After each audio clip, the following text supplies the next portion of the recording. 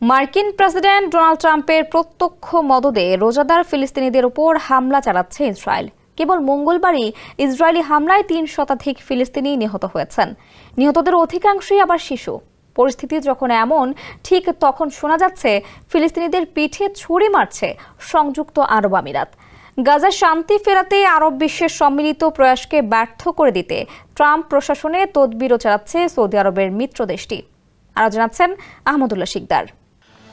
অধিকৃত গাজা উপত্যকায় শান্তি ফেরাতে কিছুদিন আগে পরিকল্পনা পেশ করেছিল মিশর। আরব বিশ্বের নেতাদের এক টেবিলে বসিয়েই সেই প্রস্তাব পাশও করিয়ে নেন মিশরীয় president Abdel Fattah al CC. কিন্তু তলে তলে সেই পরিকল্পনায় ছিদ্র করছে সংযুক্ত আরব আমিরাত। স্যান্ডেলিনা সো, রূপচর্চায় আভিজাত্য। যুদ্ধ পরবর্তী গাজা নিয়ে এই পরিকল্পনার বিরোধিতা শুরু করেছে দেশটি। এজন্য যুক্তরাষ্ট্রকে বোঝাচ্ছে আরব আমিরাত। মার্কিন ও মিশরীয় কর্মকর্তাদের বরাতে এমন খবর প্রকাশ করেছে মিডল ইস্ট আই।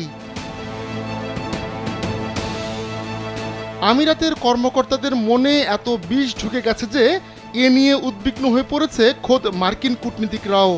এতে করে ওই অঞ্চলে আমেরিকার স্বার্থে আঘাত আসতে পারে, এমনটাই বিশ্বাস তাদের।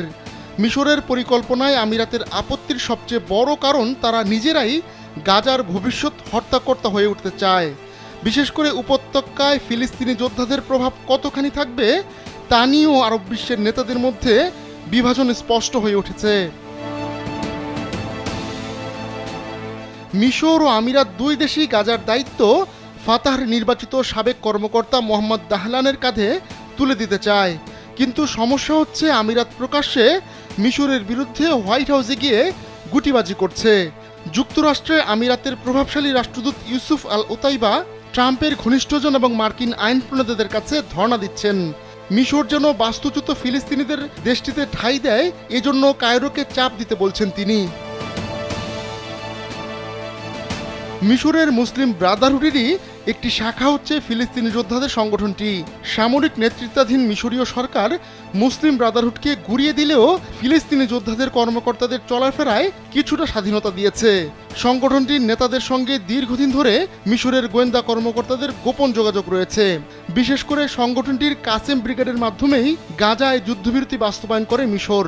ফিলিস্তিনি সংগঠনটির সঙ্গে মিশরের এই সম্পর্ককেই সামনে এনে মুসলিম ঐক্যকে বিপাকে ফেলতে চাইছে আমিরাত। আহমদুল্লাহ শিকদার, কালবেলা।